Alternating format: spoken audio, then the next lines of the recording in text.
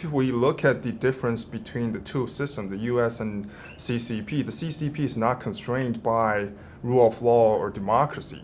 And that's the problem. If we look at the Middle East deal, the CCP has courted Middle Eastern ruling families with offers through Belt and Road initiatives. The CCP made deals for the elite class, offering nuclear technologies and bioweapons and other advanced arms. So how the free world compete with the dictator's offer?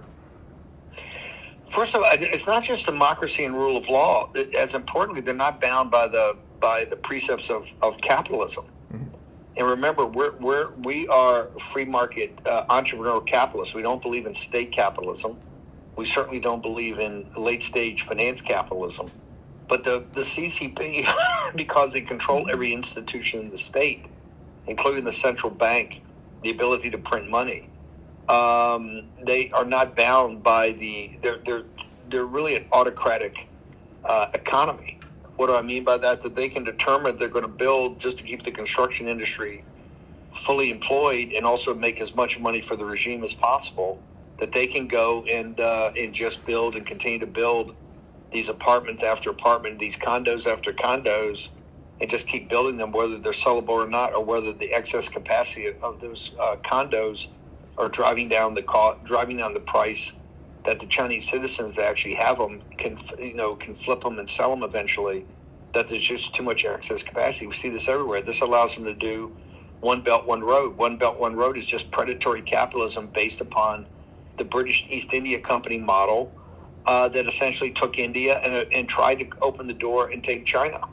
So they're not bound by the laws of capitalism, and that makes them very dangerous for a while, but eventually catches up with you. That's why I think what you guys just laid out, and it really revolves around, correct me if I'm wrong, it revolves around that the United States does not have the processing capacity yet for the rare earths, because rare earths are just dirt. But the processing of it is very environmentally dirty, very controversial. Of course, the Chinese Communist Party doesn't mind doing it because they don't care about the environment that Lao Beijing actually lives in.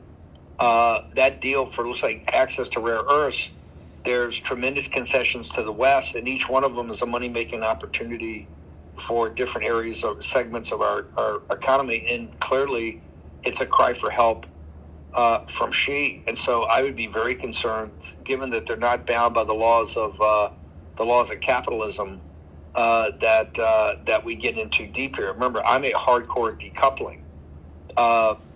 Besson said in Geneva at the early morning 3 a.m. press conference about decoupling. Then he changed it, corrected it when he went on the Squawk Box and Morning Joe that morning. Said it's strategic decoupling.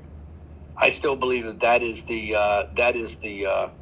basically the line of work that the Trump administration is following.